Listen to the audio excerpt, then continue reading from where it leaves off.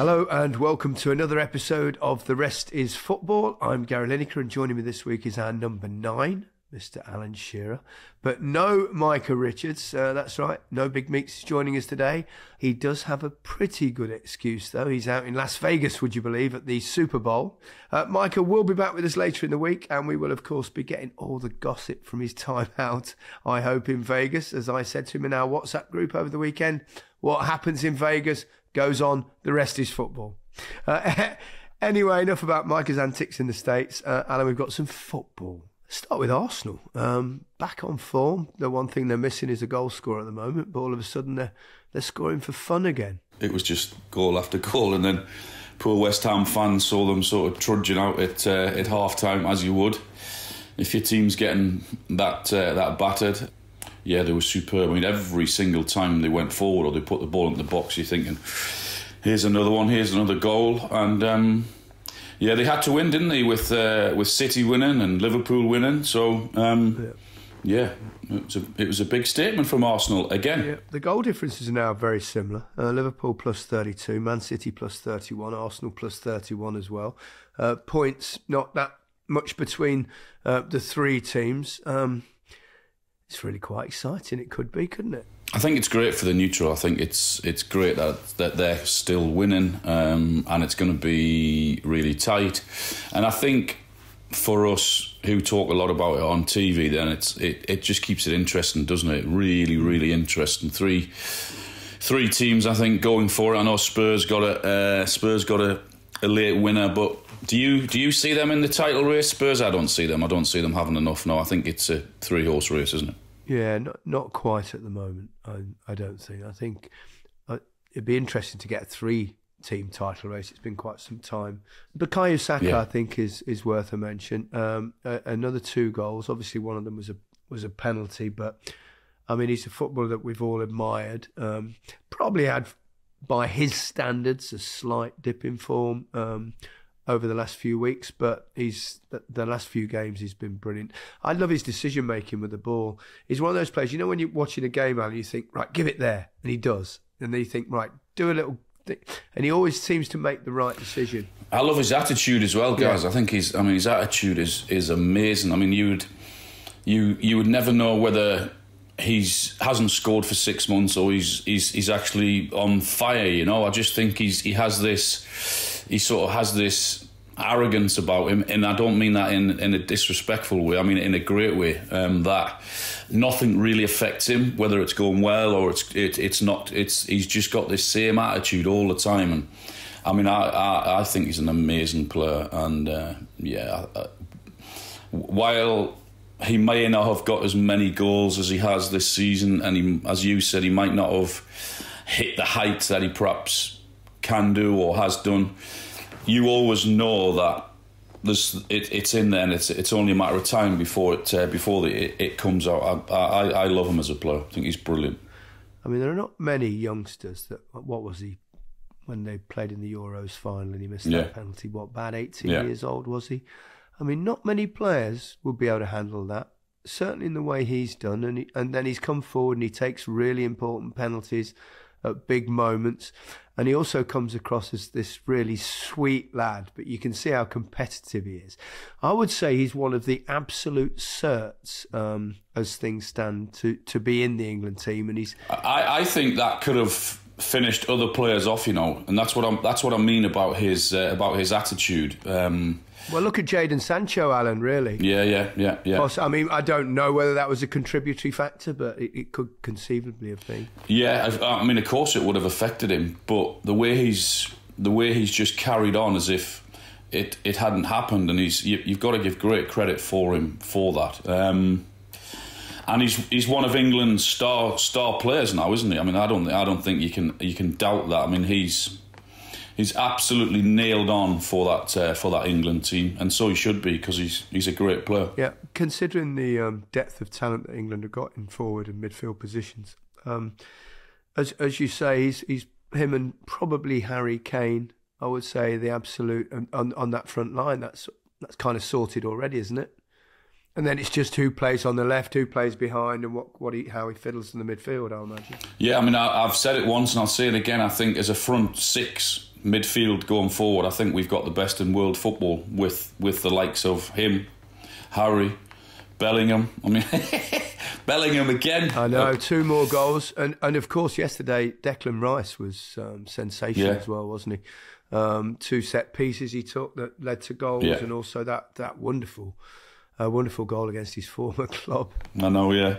When I saw it, I was thinking, come on. I mean, I know what West Ham means to him, and I understand it, I get it, but I'm not really one for not celebrating, to be honest with you. You work all week to score goals. I know everyone knows he loves West Ham and what it means to him and everything else. So I get it, but if it was me, I'd be away celebrating. They seem to have, the West Ham fans have like a love-hate relationship with David Moyes. I suppose fans have a love-hate relationship with most managers. But, you know, you have to say he's done a brilliant job in his 2 spells at West Ham. Obviously, a little bit of a dip going on. It was a bit of a shambles yesterday. He's only got, a few months left of his contract. It's a strange old situation there at the Hammers at the moment. You know, sometimes better the devil you know, I think. Be careful what you wish for. And they'll be hurting for a while after that performance and result. There'll be a lot of anger around. But I think as hard as it will be to try and look at the bigger picture with West Ham, what are they? They're in 8th position. They got that trophy. I'm not sure they could go any higher than where they are. I think they've spent the money really well that they had for Declan. I'm a fan. I know people will argue against him, but I like David Moyes. I think he's shown a great character. He's been around the block. He knows what he's doing. And I think if they can just park it to one side, that result, and try and look, as I said, at the bigger picture, then I'm all for David Moyes. Grass is always greener on the other side, isn't it? I thought Manchester United probably got away with one yesterday. I mean, it was a decent game, actually. I quite enjoyed it. It's a really good game, yeah. Villa had their chances, didn't they, to probably have won that game. I thought they played well, actually. Yeah, I thought Villa played really well, yeah. I mean, just missing the finishing touches. They had enough. But that's a good sign, isn't it, with Man United? I mean, without playing particularly well, I think they've done all the... I don't know. They've done all the ugly side of the game. They did it. I thought they did it really well. But that has to be a good sign when you go into Villa Park. I know they've had a couple of poor results, Aston Villa, of late there, but it's still a really good result, irrespective. I don't think it was a great performance. They had to dig really deep, rely on the goalkeeper, and Harry Maguire was superb again, I thought, and showed a great attitude. So, yeah, really good result for Man United. Yeah, Højlund scored again as well. When you centre forward scoring goals, that's a bonus. We've talked about him earlier in this season, the fact that he's kind of thrown in at the deep end. I'm sure he wanted to play consistently. He had an injury at the start as well, which never helps, does it? But, you know, he's stood up, he's come through it, and now he's scoring goals. And we always looked at him, didn't we? Thought there was something in there. There's the way he moves and the way he attacks space and stuff. I think I mentioned the attitude of Saka. I think he's shown, because it's been really tough for him at times. You know, the spotlight that is on you at any football club. I mean, let alone one of the biggest in the world. And when you're not performing, you've got a huge price tag on your back.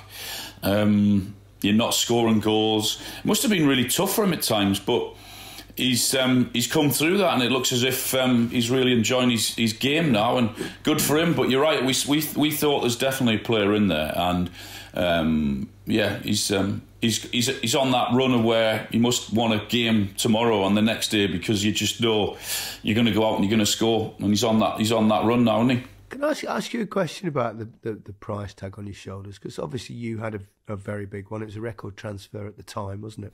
I had a relatively big one myself. It's all relative. It wouldn't be very big now. But did that ever bother you? Do you know what it is? I mean, I quite liked it. Absolutely loved it. I loved it, honestly. I thought... If it wasn't my money, if someone's daft enough to pay that huge fee, it was a world record fee at the time, 15 million, then I really enjoyed having that tag. I was a bit disappointed when I wasn't the world's most expensive player anymore, and I thought, it gave me great confidence that someone was prepared to go out and pay that money. I know you've got to go and deliver, but I felt I would be able to do that. So I'm glad you said that, because I always felt exactly the same. And I always hear this every time. Well, he's got that huge price tag on his back. And I used to think, well, that should fill you with confidence. It really should. I just don't get that could be an issue. I think if that is an issue, then you've not got the mental strength that will take you to the top anyway.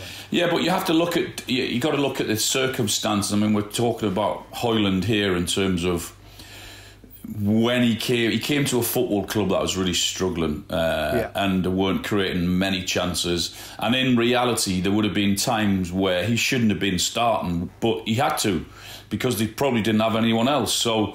And he should have been sat on the bench looking at a main centre forward and looking and learning and just, you know, taking his time. But he's had to get through that, and it looks as if he has. He's scoring goals and he looks as if he's really enjoying it now. So I'm pleased for him. Absolutely. You mentioned Harry Maguire before. Things are sort of coming together for England before a tournament. I know that can go awfully wrong. We get one or two injuries. Stop it! Honestly, Alan, I told you before. I don't believe it being superstitious. I used to, but then I worked out it was unlucky. So, but you know, Harry Maguire playing well, Saka coming back to form, Bellingham flying, all sorts of players doing brilliantly this season. I know there's a long way to go and things can change, but Harry Maguire's done well to bounce back as well, because he's been through the mill. Yeah, he had to put up with a lot of shit, hasn't he? Yeah. And I think he's, again, while we're on the about attitude and everything else, I think he's been brilliant, because it would have been easy for him, you know, knowing that the manager probably didn't want you. Well, he certainly didn't want him as captain. Maybe wanted to get him out of the football club. Now, because of injuries or whatever it is, he's back in, playing well, and showing some great character. Really, really great character to go through all of that and then put in a performance like he did yesterday. Yeah. He's particularly good in both boxes. He's such a threat from corners going forward, and he's brilliant defensively. He's good on the ball. I mean, the one thing he lacks, obviously, is a yard of pace. But I admire Harry Maguire, and he's never let his country down. He's always turned up for England. He's always been well. He's always done well for England most of the time, hasn't he? He really has. Got to give him great credit for that. That's 3 home defeats in a row now for Villa. One of those was the really poor performance against Chelsea in the FA Cup. It's not a time to panic, though, for them, is it? I thought actually they played well yesterday. No, I mean, they've had a couple of dodgy results, as you said. I mean, Newcastle went there, dominated them. Chelsea went there in the FA Cup, dominated them. Another defeat. But I'm like you. I think they played pretty well. I think all that was missing was those finishing touches in and around the 18-yard box. But I think for no one. I didn't ever see them as title contenders. I mean, whenever you asked us the question when they were in and around there and challenging, I never ever once thought that they would be going for the title. If they can get into that Champions League spot in 4th position, that would be an incredible season for them. It's going to be tough because they're going to have to battle it out with Spurs, I don't know, Man Utd, maybe Newcastle, but if they can get into 4th, that would be an incredible season for Aston Villa. Absolutely agree with that, 100%. Liverpool stay at the top, and as you would expect them to do against, obviously Burnley have been struggling this season. But I mean, Liverpool didn't play well, didn't have to. I mean, they were gifted a couple of goals. Liverpool again from balls into the box, set pieces. But it was. Burnley did have a couple of really good chances. You know, at 2-1, Liverpool were winning 2-1, and they had 2 one-on-ones. Burnley, and if they had put one of those in, it might have been very different. But I never ever felt Liverpool were in serious trouble. Got the 3 points without playing particularly well. I know they had a lot of injuries, didn't they? I mean, no Salah, no Konate, Alisson was out injured. Szoboszlai was out, so they had a lot, but they got the points. That's all that mattered for them after the disappointment against Arsenal. Yeah, since Salah left for the AFCON, they've scored 22 goals in 8 games. So that's amazing, isn't it? Yeah. I can't see him getting back in the team, can you? Yeah, I can. Definitely. Absolutely. They're very strong in forward positions, Liverpool. They've got so many options, and that's one of the good things about what Jurgen's done. He's been able to rotate, and whoever he's brought in has managed to come in and score. And that's a really good thing for Liverpool, isn't it? Oh, it's got to be a good thing, isn't it? Always is. I think they're going to go close, Liverpool. Definitely. Well, I mean, it's already close now between the 3 clubs, and if you had to have a bet on a team now. If you had to bet on one of those top 3, which one would you go for at the moment? Take aside what you picked at the start of the season. I think I would stick with City. I mean, when I look at them on Saturday, Man City, they didn't have one player that was out injured. They had a full squad to pick from, and he brought. I think Pep Guardiola brought on Kevin De Bruyne. Bernardo Silva and Kyle Walker. It's not fair, is it?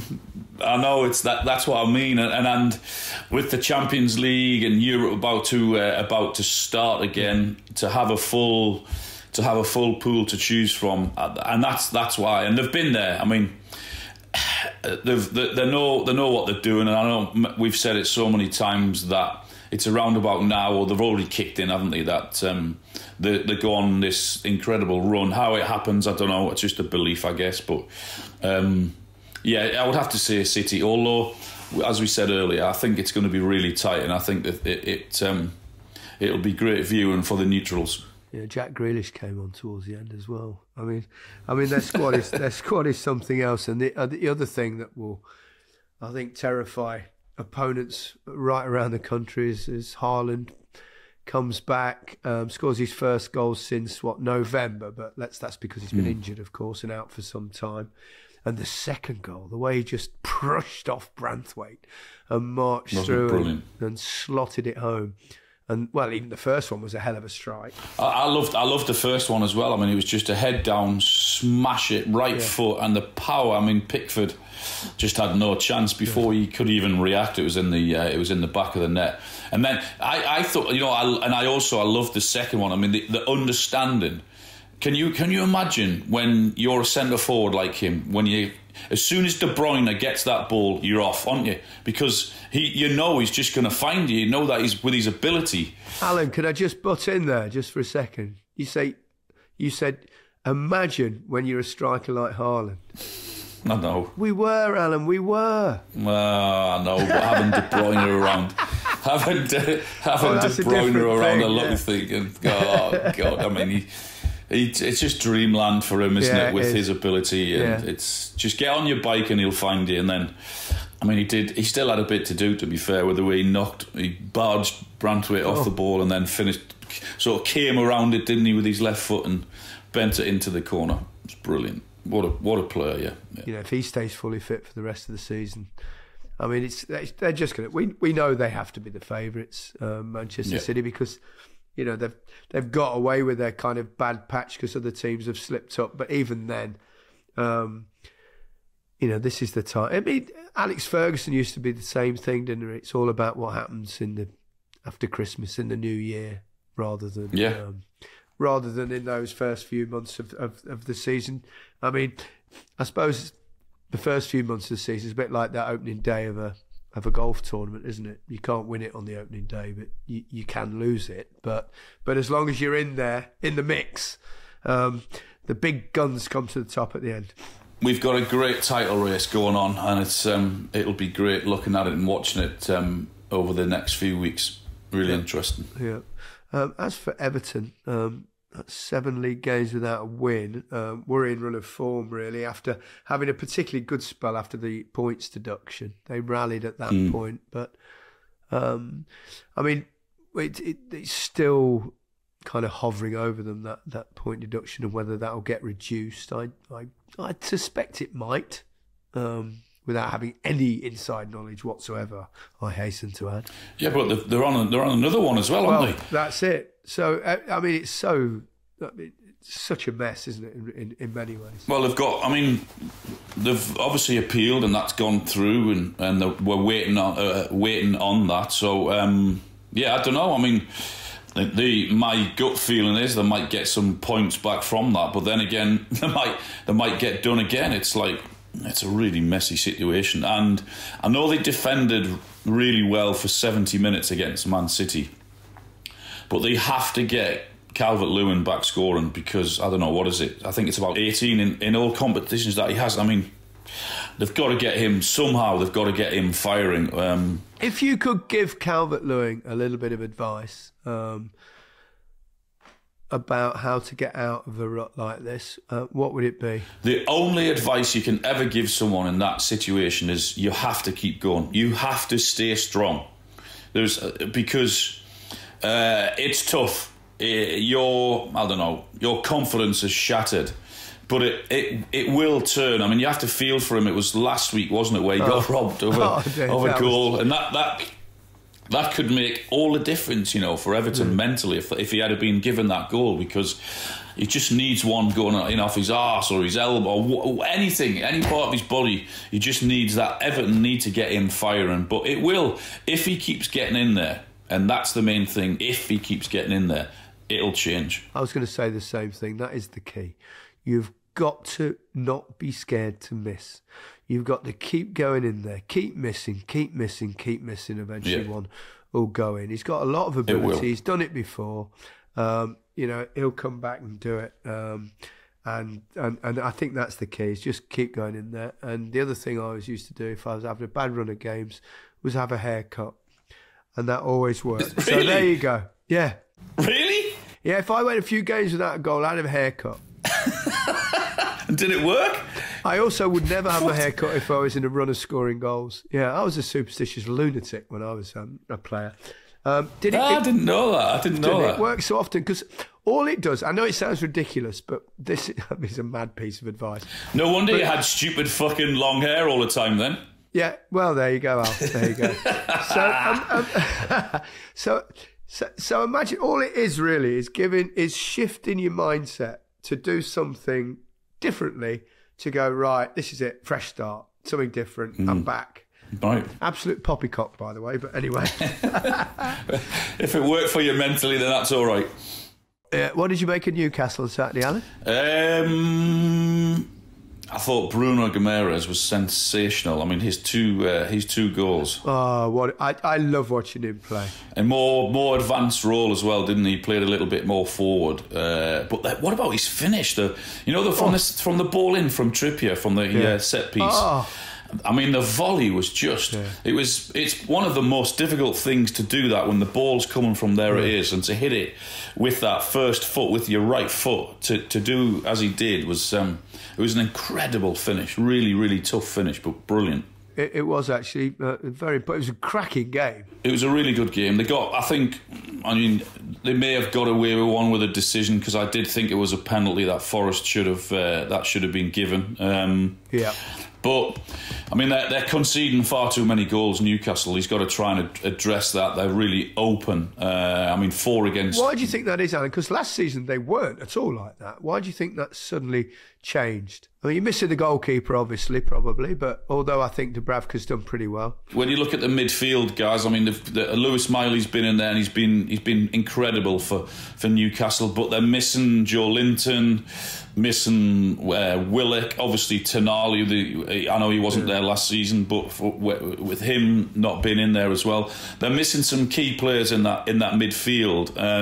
Also, when you look at the goalkeeping situation, I mean, Nick Pope's been out for a while, and he's a really, really... How many times did we say last season, oh, what a save, or saved that with his foot, or he pulled off some really important saves? So when you put all of that together, I think that's why they're shipping so many goals. But that has to stop. I mean, 4 against Luton last week, 2 against Forest this week. That has to stop if they're going to try and get higher in the table. I have to say this, though. I think teams are picking out that left-hand side of Newcastle's defence. If they've got someone quick like Elanga against Dan Burn, which had caused issues once again as it did in the previous game. Yeah, I mean, I think Eddie will look at it and I think he's a really loyal guy, and I think for what Dan has done for him and for Newcastle, I mean, he's been a magnificent signing, and I think Eddie looks at that, and that is his go-to back four when you look at Trippier, Schär, Botman and Dan Burn, and that was key to how sort of tight and mean they were last season. That was his back four, so I think he sort of stuck with him for that, because it would have been, there's a lot of noise to leave Dan out and bring in Livramento at left back, because Dan has been punished in the last few weeks, but Eddie stuck with him, and I mean, I suppose you could say, although he did get done again, didn't he? But they got the right result, so I think it was the right decision in the end. Forest now just 2 points clear the relegation zone, still searching for their first league win in 2024. I thought they actually played really well on Saturday. I thought they had a real go, but obviously they've got also that possibility of a points deduction hovering over them. So they'll be nervous at the City Ground. Yeah, I think they'll be nervous, but I think come the end, I think depending on what happens with the charges that they've got, I do think that I think they'll just have enough. I think they'll just have more goals than other teams in and around them. But I think it's going to be definitely if they don't get a point deduction, I would agree. Points deduction, yeah. Depending on what happens on that, I think they'll survive. But it's going to be a tight one. But I think they'll have more goals than the others down there. I think it would be remiss of us not to mention Sheffield United, because they've not had many victories this season, but they had a big one on Saturday, didn't they, at Luton, which I think surprised most of us, because Luton have been playing particularly well. Sheffield United got that absolute battering at home, didn't they, last week? So I think they deserve a word on that, if it's just for their spirit and character to come back from that. Yeah, it was a must win. I think if they had been beaten on Saturday, they were gone. I still think they'll go anyway, but I think for mentally for them and for their belief, I think it was a must win. So, and they did really well. I think they certainly deserved it. It wasn't a fluke. They were the better team. They were more organised, and as you said, to come back from that battering that they took. I mean, Chris Wilder, you could see the relief on his face, and he said on Saturday night, didn't he, that he was going to go and have a few pints. So I hope he did, because they haven't had much to celebrate this season. No, he certainly deserves a pint or two after that one. I bet he had a few pints after the week before as well, for a totally different reason. To numb the pain. I would imagine so. I'd jump out my chair, even though I wasn't watching the games on Saturday when the news came through of the 97th minute goal for Spurs. What a goal it was as well, by the way. Yeah, it's beautiful. Son and Johnson both came on. I mean, the way they went down that left hand side, Son, and you could see. I'm thinking, has he got enough just to put the quality ball in? And it was crying out to be smashed in the back of the net from Johnson. Imagine that. I remember that feeling, that when the ball's coming over and you're about 2 yards out, you think, there's just no way I can miss this. Just get the connection. And he did, in a way, and it was really cool and calm, wasn't he? But that was a big win for Tottenham. That was in the last minute. It was a huge win for them. I remember that feeling as well. It's beautiful. You think, absolutely can't miss. And people say, yeah, but it's just a tap in. But they all count the same, don't they? When you see that scoreline, 2-1. I think I got more satisfaction from a goal from a yard out than I did from 25 yards out. It was, especially in the last minute when you know it's going to be the winner and there's no coming back. I have to say, I've no idea what it feels like to score a goal from 25 yards. From 25 yards. I think I got one from 20 yards once, so that's about my maximum, unlike your good self. But I had lots of those little tap-in ones. But you got to be there, Alan, haven't you? You got to keep getting in there, and you got to. They don't count as double just because they're outside the box. No, a massive bonus for Spurs getting Son back slightly prematurely from the Asian Cup. It's a big boost for them. I mean, they've done pretty well, Spurs. No, they have. They're right in the mix to get that fourth spot. And again, I mean, with Villa there and others pushing, but you'd have to say that they've got a great chance of doing that. And again, very much like Villa, if they were to grab that, it would be a great season, first season for Postecoglou. I think everyone's admired what he's done there and sort of the style of football, and it is really, really good to watch. So, yeah, they're right in the hunt. Big win for them. I definitely fancy Spurs for top four. I think they've got it within them, as long as they don't have any, disastrous run with injuries or something like that. I really do think they can make Champions League football. And don't forget, of course, there is a possibility at the end of this season that England, the Premier League, could have 5 clubs in the Champions League. 2 clubs in Europe will get that. 2 countries in Europe, I should say, will get that. It depends at the moment. It's very, very tight as to which 2 countries that would be. I think as it stands at the minute, the Premier League's just outside, but that could change, of course, I think, with results as we go forward in the Champions League. Speaking of European football, Leverkusen under Xabi Alonso, who've been extraordinarily consistent this season. I think they were 2 games behind Bayern Munich's all-time record of games unbeaten in all competitions, which was, I think, 32. They're now 1 behind because they beat Bayern Munich by 3-0, absolutely thumped them, 5 points clear at the top. And things are going that well for them. The first goal was scored by Stanisic at the back post, and he's on loan from Bayern Munich. Can you believe that? Honestly, can you? I mean, we had a situation like that at Newcastle. We played at Portsmouth, and I think it was Loire scored for Portsmouth against us at Newcastle, and Bobby Robson was manager. And I've very rarely seen Gary Speed lose his temper in the dressing room. And I remember Speedo coming in going absolutely berserk because Loire scored against us. But he was on loan. Yeah. And it was like it all kicked off in the dressing room, and Speedo was saying, "How the fuck can this happen? How can one of our players do that?" And he honestly went berserk. I mean, absolutely right as well. Who on earth lets a player go out on loan and then not get the clause in to say that you can't play? I mean, but how can you imagine Bayern Munich at the weekend and how they're feeling? It's mad, isn't it? Did Loire celebrate, Alan? I can't remember, Gary. I can't remember. He probably did, which is probably why Speedo was so we were all so angry. It was like I just couldn't believe it happened. Did you see Stanisic's reaction? He's going, he just calm down. I didn't mean it. I didn't mean to score. Honest, I'm sorry. Oh no, it's unbelievable, isn't it? Oh, you couldn't write that script. It's funny. I always think what that must be like if then your loan kind of finishes and you go back to your club. When he goes back to Bayern Munich, say they win the Leverkusen win the league by 2 points. I know. He's got a winner's medal. They've not. Oh, I mean, honestly, it's ridiculous. I mean, even thinking about Harry Kane again. I know we shouldn't laugh at the situation, but what if Bayern won? Was it 11 consecutive titles? Is it? Yep.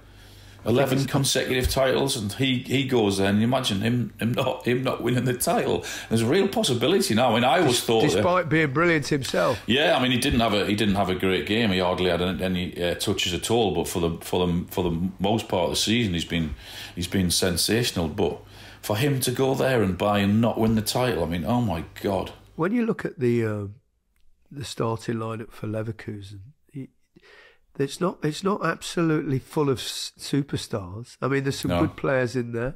Telles was at Burnley not long ago, and he scored lots of goals.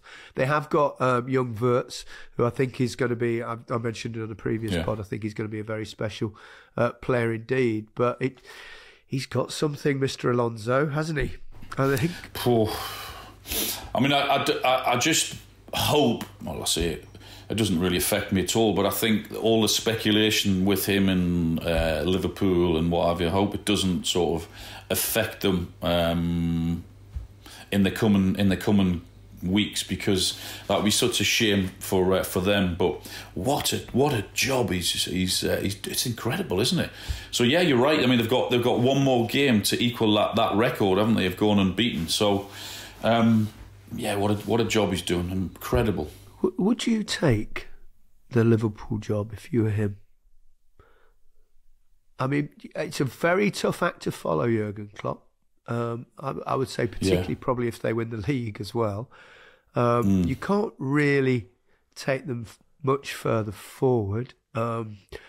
Liverpool fans, I apologise. I apologise to Liverpool fans at this point.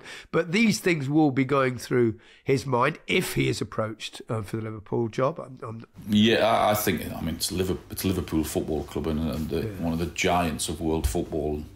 I think that would, depending on clauses and everything else, then I would think that would be too good for him to turn down if he was offered it. I always thought that after Sir Alex Ferguson, I thought that Manchester United would implode. I thought it'd be very difficult.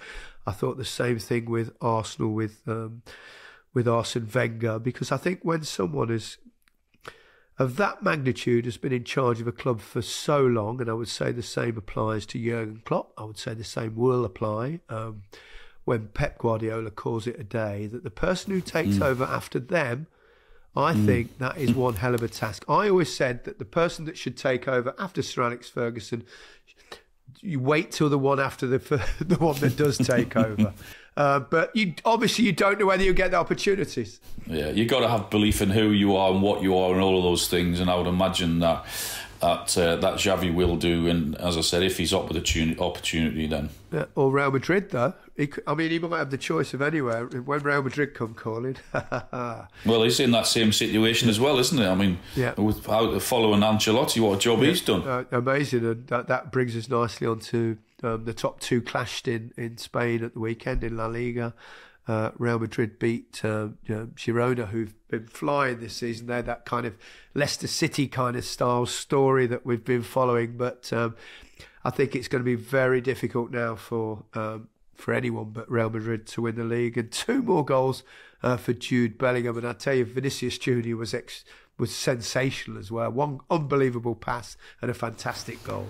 I know. I mean, Bellingham again. I mean, how many times are we going to keep talking about how brilliant he is and has been and is going to be? And I mean, I don't know. We've run out of words to say how brilliant he is. He's just. You think about the might and how big they are, Real Madrid, and the way he's performing in that stadium, and they're already looking to him at such a young age to carry them through games at times, and that's a huge pressure to carry and take on. But he's done it with ease, hasn't he? He looks so confident, doesn't he? Yeah, he just looks as if he belongs in that stadium, in that huge arena, doesn't he? You can tell that he absolutely loves it. Yeah, I mean the German midfield player Kroos there has been one of the great players of his generation. Wonderful midfield player for Real Madrid.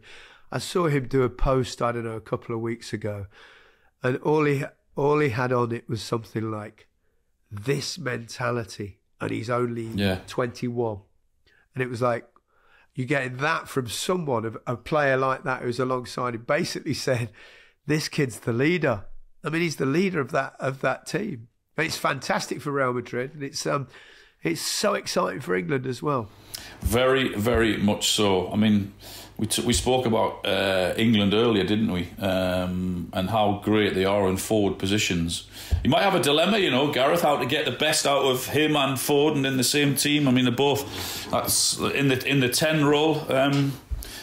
So exciting for England. Superb. We should finish by mentioning the 2 big competitions that ended this weekend in the Africa Cup of Nations. I watched the whole game last night. Côte d'Ivoire, I mean, the host nation, fantastic story. Won it against all odds. They got battered 4-0. Was it Equatorial Guinea in the group stage? The manager got the sack. Absolute. Who would have thought them from there? I mean, they were practically out. And then somehow it turned round. They got the 3rd place qualifying spot ahead of Ghana, and came back from like having 10 men in one game to score in the last minute, and then score in the last minute of extra time, and then they've come from behind in the final. I mean, what a story! It's brilliant.